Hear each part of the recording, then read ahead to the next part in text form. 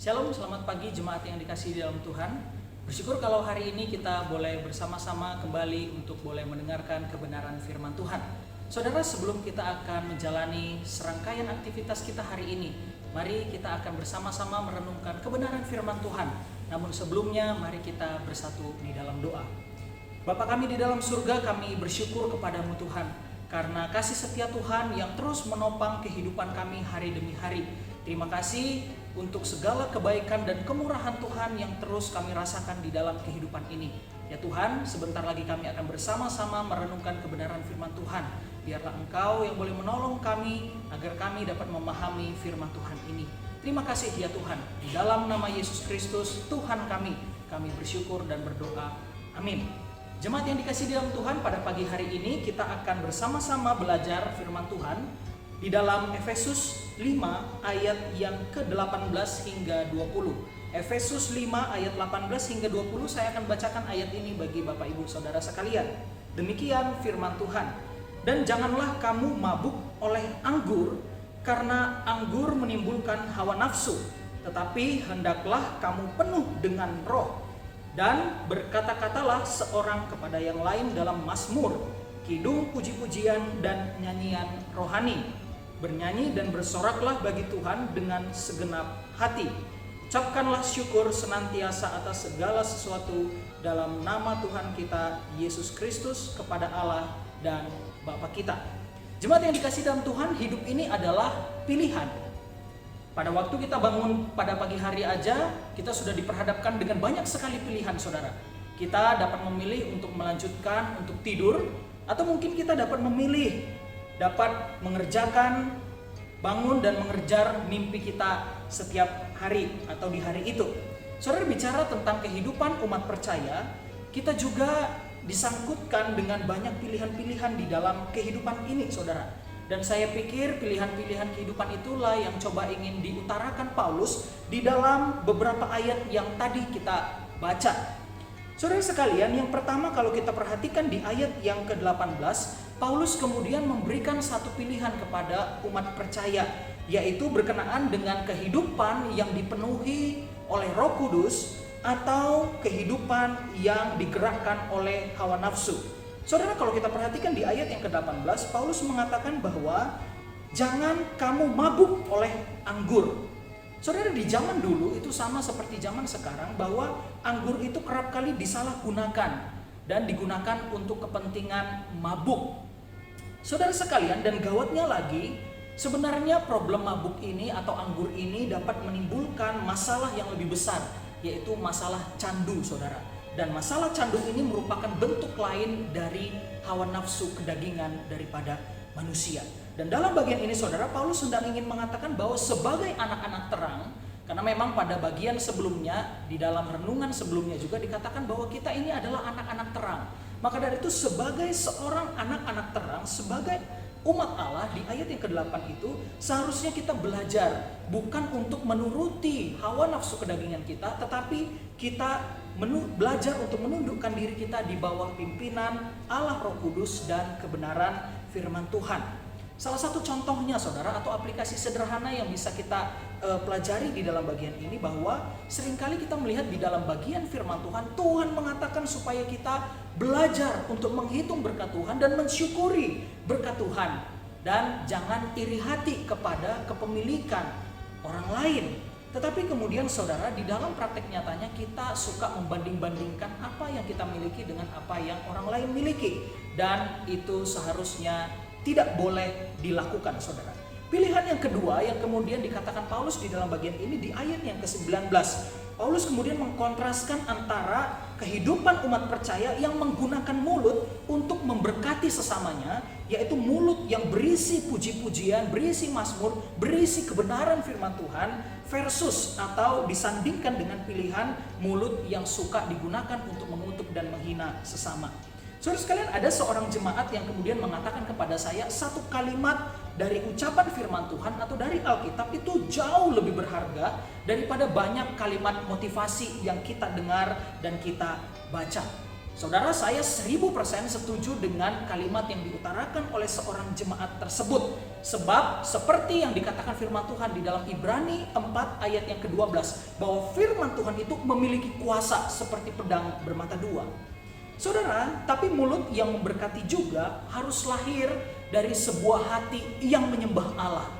Mulut yang digunakan untuk menyampaikan berkat, menyampaikan kebenaran firman Tuhan juga seharusnya lahir dari sebuah hati atau sebuah kehidupan yang menyembah Allah dan memuji Allah. Maka dari itu saudara, kalau kita perhatikan pada frasa kedua, dalam versi bahasa Inggrisnya lebih jelas saudara. Versi bahasa Inggrisnya mendekati di dalam terjemahan bahasa aslinya. Di sana dituliskan making music in your heart. Dan kata in atau di dalam hati itu memakai kata Yunani te yang berarti sebuah penekanan. Bahwa sebelum terucap dari mulutnya kalimat rohani dan puji-pujian itu, kebenaran firman Tuhan itu, tetapi terlebih dahulu hatinya juga harus menyembah Allah sebelum dia mengatakan kalimat-kalimat yang berisi mazmur dan puji-pujian itu. Maka dari itu saudaraku, sebelum kita memiliki mulut yang memberkati sesama, sebelum kita memiliki mulut yang mengucapkan kebenaran firman Tuhan dan puji-pujian, maka saya pikir kita perlu untuk melihat hati kita masing-masing. Apakah hati kita sudah betul-betul hidup menyembah kepada Tuhan, memiliki sikap yang benar kepada Tuhan atau tidak? Yang ketiga saudara, berkenaan dengan pilihan mengucap syukur di atas segala keadaan atau hidup di dalam menggerutu secara terus-menerus. Dan pilihan kehidupan ini kita dapat temukan di ayat yang ke-20. Saudara, mengawali poin yang ketiga ini, saya akan mengawalinya dengan sebuah contoh.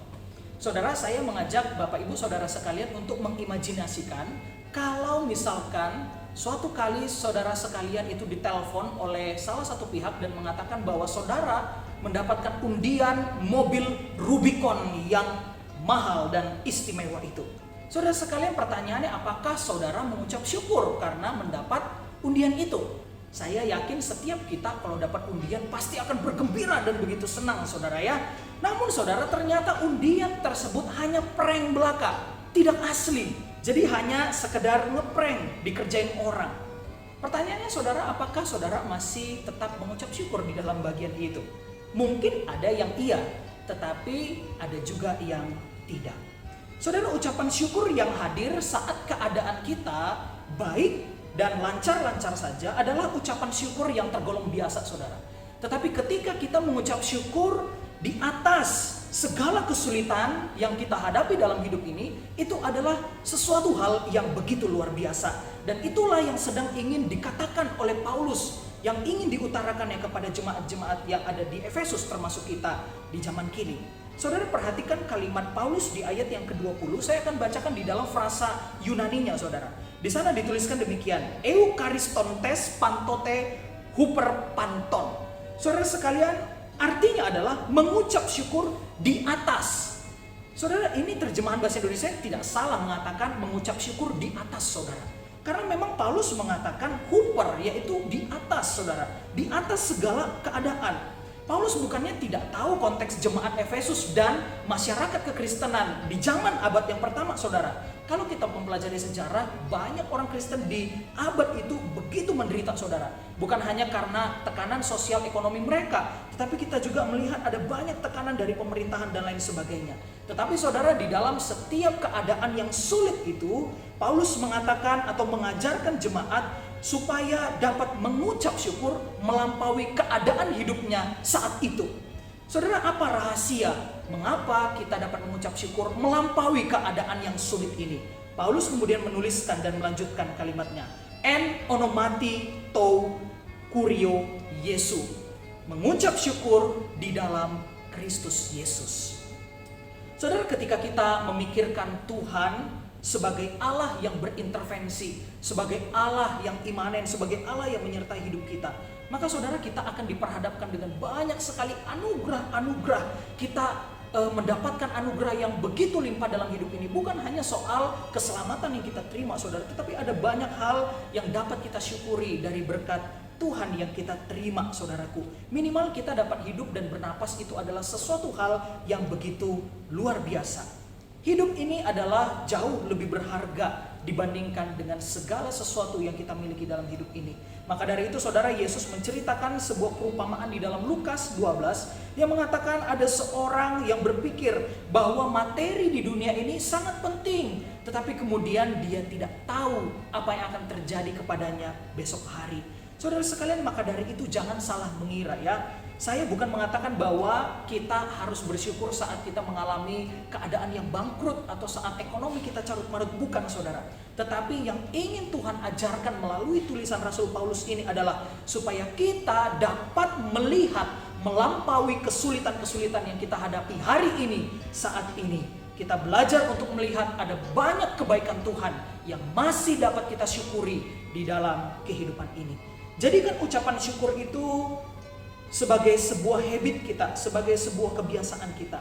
Ucapan syukur sesungguhnya tidak dipengaruhi oleh keadaan eksternal kita, tetapi seharusnya itu muncul dari hati yang dekat dengan Tuhan. Dan saudara sekalian, setelah kita membahas 3 pilihan hidup yang dipaparkan oleh Paulus di dalam bagian ini, dan sekarang saudara, pilihan yang keempat ada di tangan Bapak Ibu saudara sekalian.